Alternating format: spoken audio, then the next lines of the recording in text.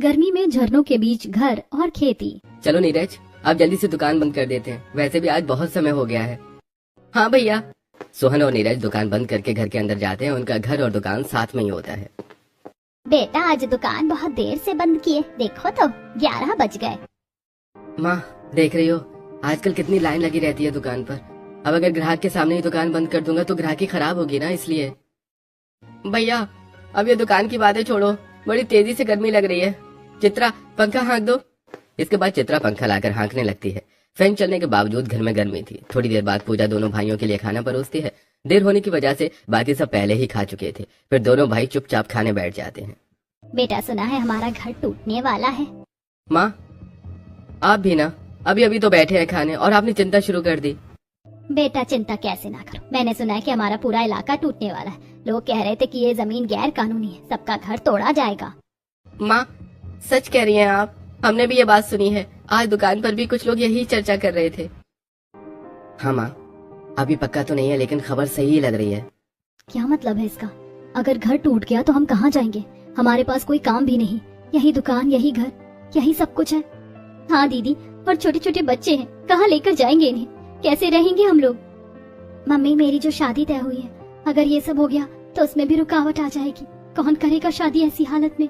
अरे चुप रहो सब, शुभ शुभ बोलो, भगवान सब ठीक करेगा। इतनी जल्दी घबराने से कुछ नहीं होगा। अरे देखो जो होगा देखा जाएगा। अभी खाना खाओ और आराम करो, बेकार की चिंता से कुछ नहीं बदलने वाला। घर में भारी सन्नाटा छा जाता है। सभी के मन में डर और चिंता घर कर जाती है। बाहर गर्मी अपने चरम पर थी और अंदर मन की बेचैनी और भी ज्यादा तपिश दे रही थी। चलो जो होगा देखा जाएगा, अभी खाना खा लेते हैं। दोनों भाई चुपचाप खाना खत्म करते हैं। किसी के चेहरे पर मुस्कान नहीं थी। सबके मन में एक ही सवाल था, अगर घर चला गया तो जिंदगी कहाँ जाएगी। रात गहरी होती जाती है। गर्मी इतनी तेज थी कि पंखा भी हार मान चुका था। सभी बिस्तरों पर लेट जाते हैं लेकिन नींद किसी की आंखों में नहीं आती। अगली सुबह सूरज जैसे आग बरसा रहा था। सुबह के 7 बजे ही दोपहर जैसा लग रहा था। सोनू उठो बेटा, स्कूल के लिए देर हो जाएगी। मम्मी आज बहुत गर्मी, स्कूल नहीं जाना। नहीं बेटा, पढ़ाई जरूरी है, चलो जल्दी उठो। पूजा दोनों बच्चों को तैयार करके खाना खिलाकर स्कूल छोड़ने निकल जाती है। लौटते वक्त गली के बाहर अजीब सा माहौल दिखता है। भीड़ लगी थी, लोग इधर उधर भाग रहे थे और सबसे डरावनी बात, वहाँ एक बड़ा बुलडोजर खड़ा था। ये क्या हो रहा है? इतनी भीड़ क्यों लगी है? पूजा जल्दी से अपनी पड़ोसन सुषमा के पास जाती है। सुषमा आंटी क्या हुआ? ये बुलडोजर क्यों खड़ा है? अरे पूजा, सब घर तोड़ रहे, सरकार के लोग आए, पूरा मोहल्ला खाली करवाया जा रहा है। क्या? लेकिन क्यों? पूजा तुरंत अधिकारियों की तरफ भागती है। साहब हमारा घर क्यों तोड़ रहे हैं? हमने क्या गलती की है? हमने 6 महीने पहले ही नोटिस दिया था, ये जमीन अवैध है, अब कार्रवाई होगी। लेकिन हमें तो कोई नोटिस नहीं मिला। नोटिस नगर सेवक के पास दिया गया था, आगे पहुंचाना उनका काम था। ये सुनते ही पूजा के पैरों तले जमीन खिसक जाती है। उसे समझ आ जाता है कि उनके साथ धोखा हुआ है। मतलब हमें जानबूझकर नहीं बताया गया? तभी घर के बाकी लोग भी दौड़ते हुए वहाँ पहुँचते हैं। साहब थोड़ा वक्त दे दीजिए, हम खुद खाली कर देंगे। नहीं, आदेश है अभी और इसी वक्त। बुलडोजर धीरे धीरे आगे बढ़ता है और एक एक करके घरों की दीवारें गिरने लगती हैं। अरे हमारा घर, हमारी सारी यादें, सब कुछ यही था। माँ जी अब हम कहाँ जाएंगे? पापा अब क्या होगा? इस शहर में हमारा कोई नहीं है, जाए तो जाए कहाँ। कुछ ही घंटों में पूरा मोहल्ला मलबे में बदल जाता है। लोग अपना सामान समेटकर रिश्तेदारों के यहाँ जाने लगते हैं, लेकिन पूजा और उसका परिवार, उनके पास जाने के लिए कोई जगह नहीं थी। यहाँ खड़े रहने से कुछ नहीं होगा, सब हटो यहाँ से, जाओ।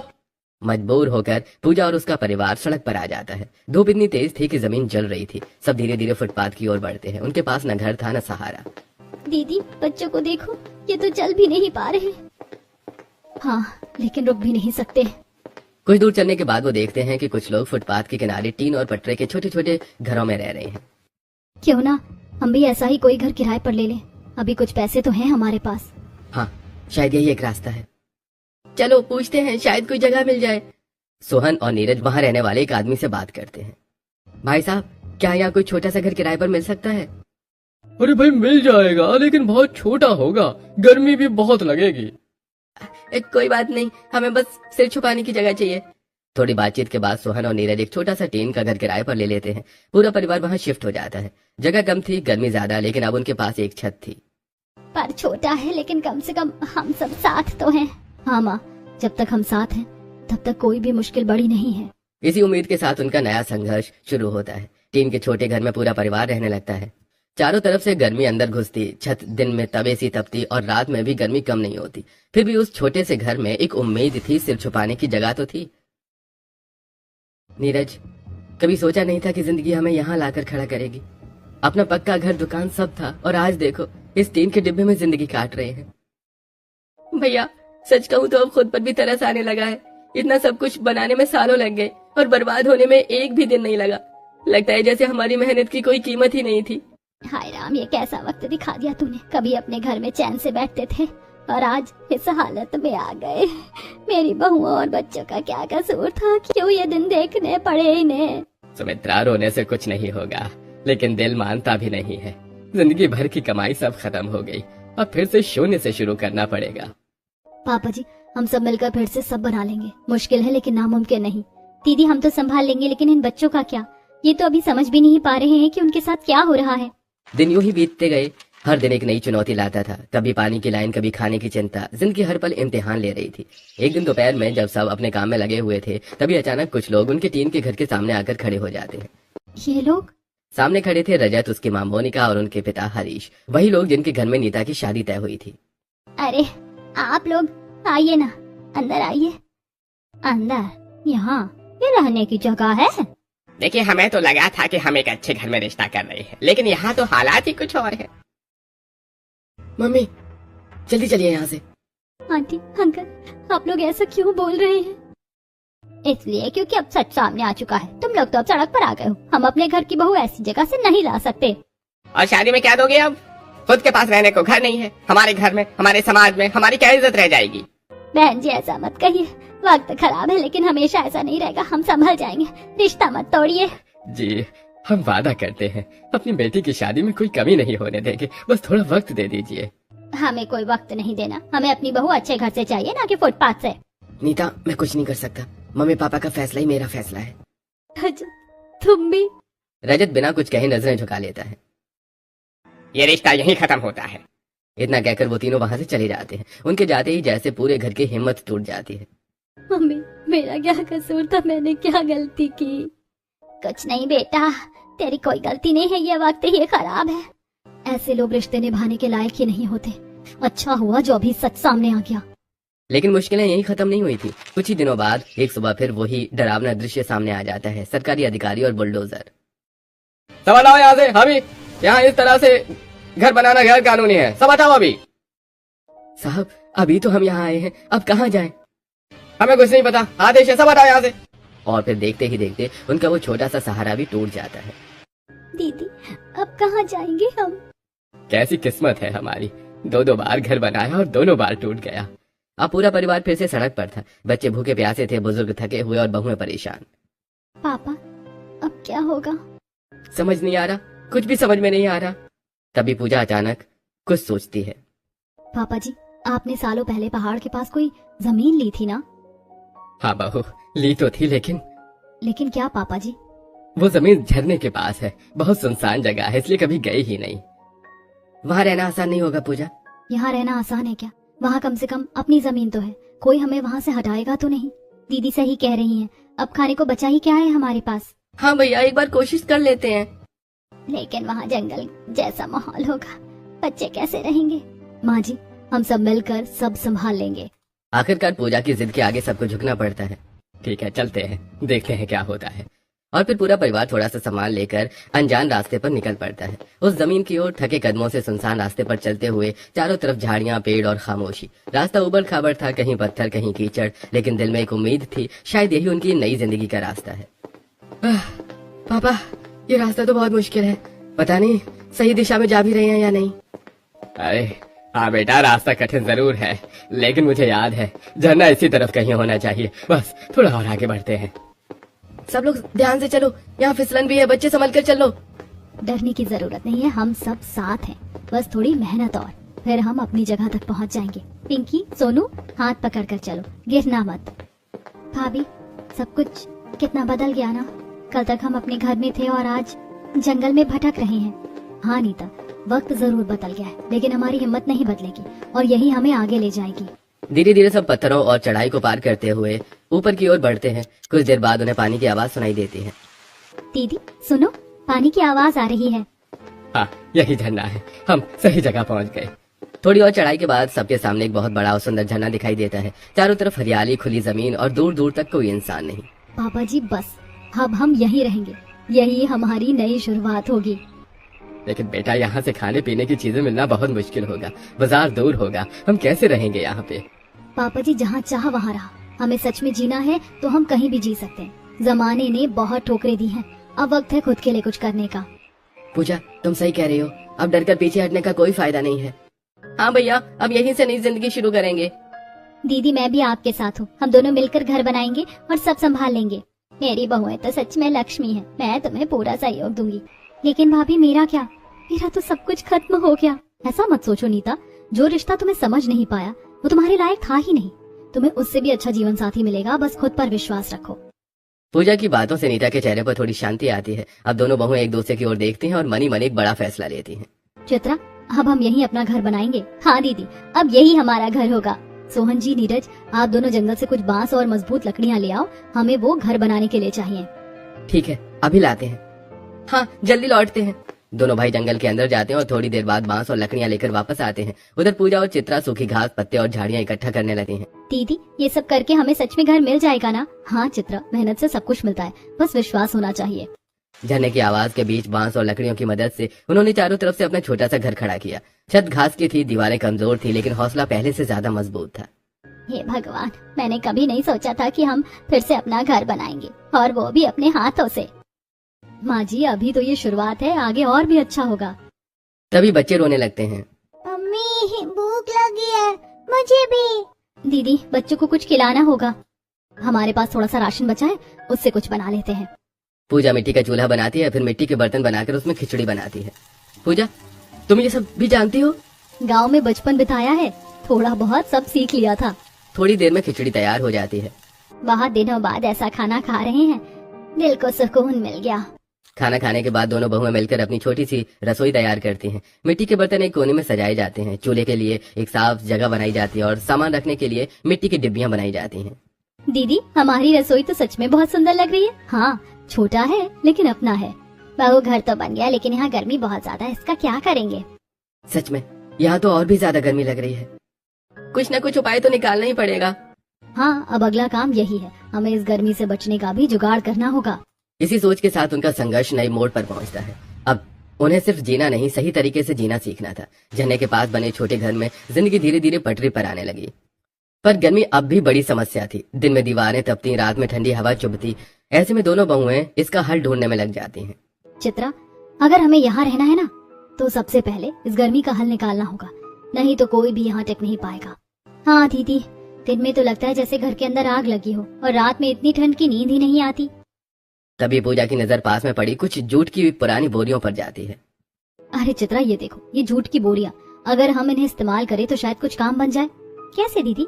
हम इन बोरियों को काट कर दीवारों पर लगा देंगे, और अगर इनमें पानी डलता रहेगा तो घर अंदर से ठंडा रहेगा। वाह दीदी, ये तो बहुत अच्छा उपाय है।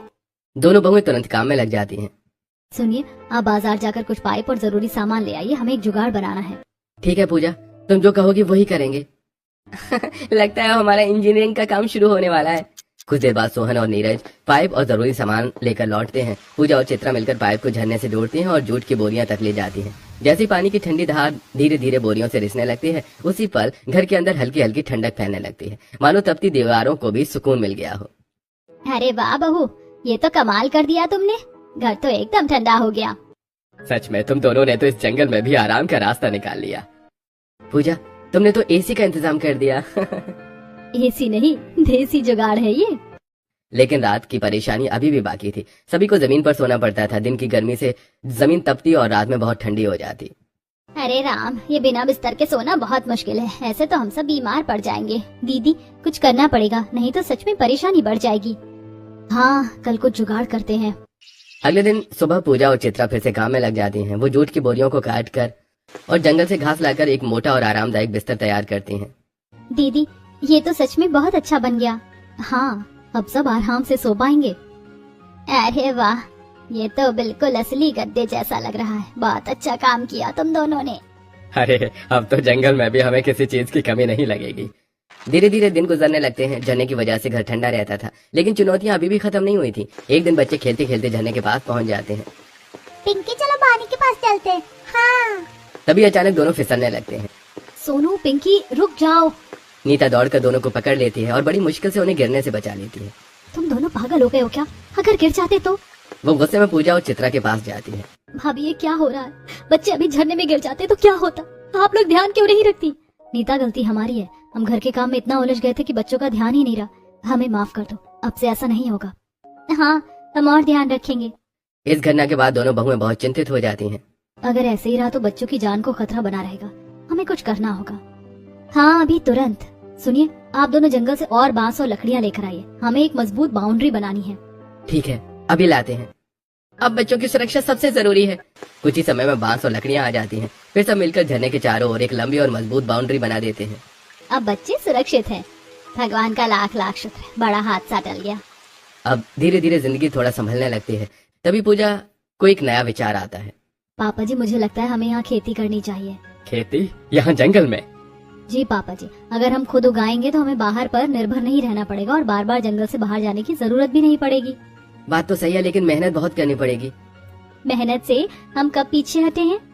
चलो फिर शुरू करते हैं।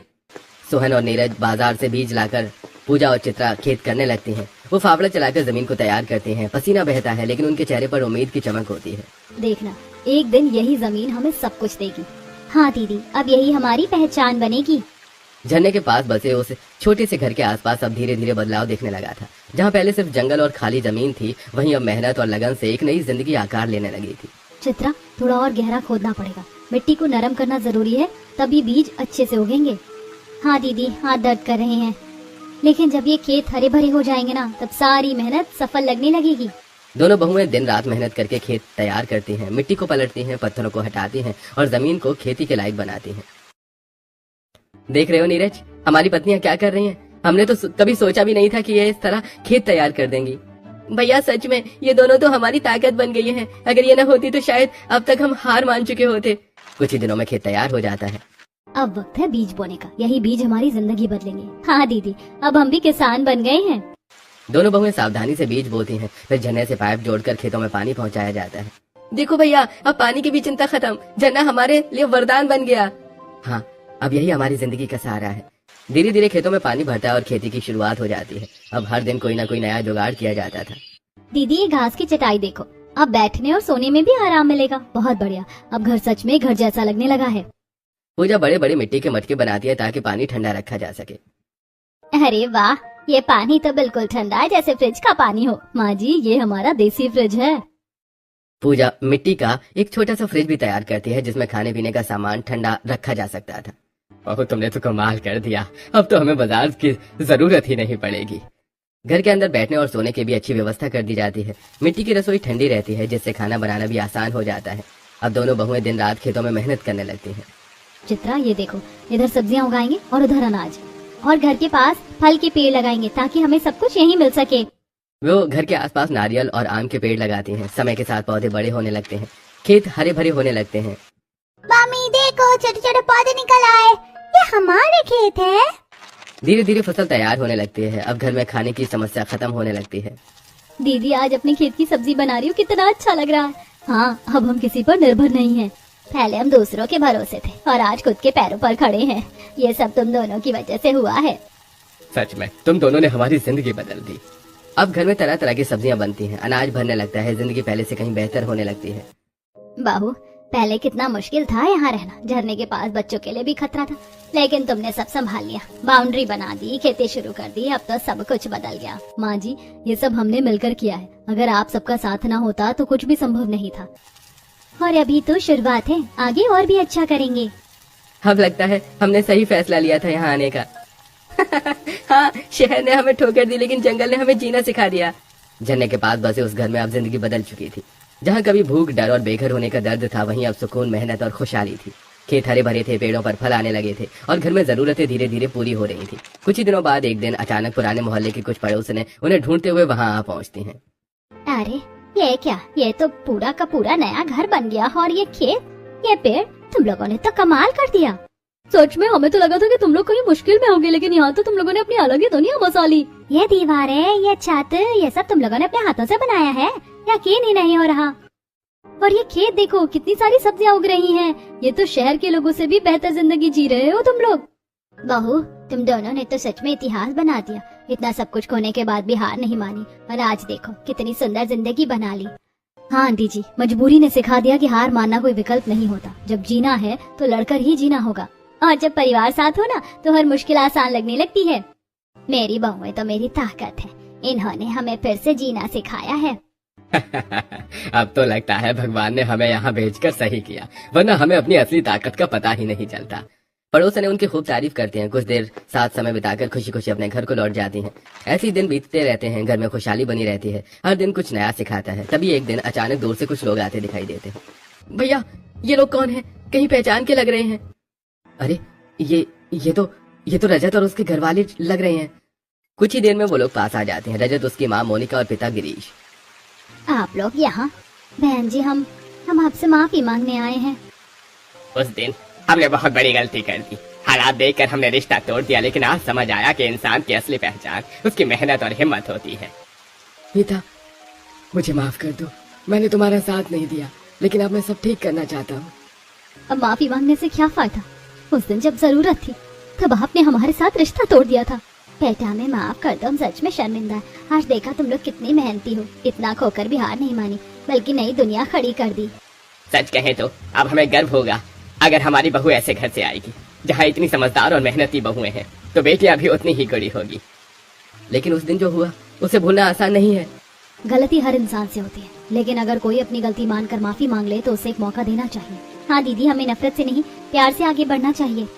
फैसला नीता का होगा, वही बताएगी क्या करना है। अगर आप लोग सच में बदल गए हैं और अब हमें हमारे हालात से नहीं हमारे स्वभाव से आंकेंगे तो मुझे कोई आपत्ति नहीं है। धन्यवाद नीता, मैं वादा करता हूँ इस बार कभी तुम्हारा साथ नहीं छोड़ूंगा। आखिरकार दोनों परिवारों के बीच रिश्ता फिर से जुड़ जाता है। अब शादी की तैयारियां शुरू होती हैं। चित्रा, हमें नीता की शादी ऐसी करनी है कि उसे कोई कमी महसूस ना हो। बिल्कुल दीदी, हमारे पास सब कुछ है, अनाज, सब्जियाँ, हम सब खुद ही तैयार करेंगे। दोनों बहुएं मिलकर शादी की सारी तैयारियां करती हैं। घर को सजाया जाता है, खेतों में ताजी सब्जियां लाई जाती हैं, मिट्टी के बर्तनों में खाना तैयार होता है। मेरी बेटी की शादी है, वो भी इतने अच्छे से। मैंने सोचा भी नहीं था कि ये दिन फिर से देख पाऊंगी। ये सब हमारी बहुओं की मेहनत का फल है। शादी का दिन आता है, पूरा माहौल खुशियों से भर जाता है। आज सच में लग रहा है कि हमारी जिंदगी पटरी पर आ गई है। और ये सब हमारी मेहनत और एकता की वजह से हुआ है। नीता दुल्हन बनकर बहुत सुंदर लग रही थी। भाभी, अगर आप लोग ना होते तो आज ये दिन कभी नहीं आता। अरे पगली, हम हमेशा तुम्हारे साथ हैं और हमेशा रहेंगे। शादी बहुत अच्छे से संपन्न होती है। विदाई का समय आता है। खुश रहना बेटा, और कभी पीछे मुड़कर मत देखना। आज दिल खुश भी है और भारी भी। नीता अपने नए जीवन की ओर बढ़ जाती है। उसकी विदाई के बाद घर में अजीब सा सन्नाटा छा जाता है। आंखें नम थी पर दिल में सुकून था कि बेटी नई जिंदगी की ओर बढ़ गई है। मेरी बेटी चली गई, घर कितना सूना सूना लग रहा है, लेकिन खुशी भी है कि उसकी जिंदगी अब अच्छी होगी। माँ जी, बेटियां तो एक दिन जाती ही हैं, लेकिन उनका प्यार हमेशा साथ रहता है। और अब हमें फिर से अपने कामों में लगना होगा। हाँ दीदी, अब ये घर और खेत पूरी तरह हमारी जिम्मेदारी है। हमें इसे और बेहतर बनाना है। बहुएं झरने के पानी का बहुत ही समझदारी से इस्तेमाल करती हैं। नहाने के लिए, खाना बनाने के लिए, कपड़े धोने के लिए, हर चीज में वही पानी काम आता था। देखो, पहले हम पानी के लिए तरसते थे और आज झरना ही हमारा सहारा बन गया है। और ये सब हमारी पत्नियों की समझदारी की वजह से है। इन्होंने हर चीज का सही इस्तेमाल करना सिखा दिया। बहुएं न सिर्फ घर संभालती हैं, बल्कि आसपास के वातावरण को भी साफ और सुरक्षित रखती हैं। अगर हमें यहाँ रहना है तो इस जगह का ख्याल भी हमें ही रखना होगा। साफ सफाई और सुरक्षा बहुत जरूरी है। हाँ दीदी, ये जगह अब हमारा घर है, इसे संभालना भी हमारी जिम्मेदारी है। एक दिन अचानक पुरानी पड़ोसन सुषमा वहाँ आती है। अरे सुनो, तुम लोगों के लिए बहुत बड़ी खुशखबरी है। क्या हुआ सुषमा? जिन जिन लोगों के घर टूटे थे ना, सरकार उन्हें नई कॉलोनी दे रही है और तुम्हारा नाम भी है उसमें। सच कह रही हो तुम? बिल्कुल सच, तुम लोगों को भी पक्का मकान मिलेगा। हे भगवान, आखिर हमारी सुन ली तूने। अब फिर से अपना पक्का घर मिलेगा। चलिए पापा जी, हमें जाकर देखना चाहिए। पूरा परिवार गांव जाता है। वहाँ उन्हें 2 कमरों का पक्का मकान मिलता है और उनकी दुकान भी वापस मिल जाती है। नीरज, देखो, हमारी दुकान भी मिल गई। अब सब कुछ फिर से शुरू कर सकते हैं। हाँ भैया, अब हमारी मेहनत रंग लाई है। दीदी, हमने कभी सोचा भी नहीं था कि इतना कुछ खोने के बाद फिर से इतना कुछ मिल जाएगा। मेहनत और विश्वास कभी बेकार नहीं जाते, बस वक्त लगता है। अब पूरा परिवार नए घर में शिफ्ट होकर फिर से दुकान चलाने लगता है। झन्ने वाला घर भी खाली नहीं रहता, उसे फार्म हाउस की तरह किराए पर दे देते हैं। लोग छुट्टियां मनाने आते हैं और बहुएं खेती की देखभाल करती हैं। इस तरह सब कुछ ठीक हो जाता है और सब खुशी खुशी रहने लगते हैं।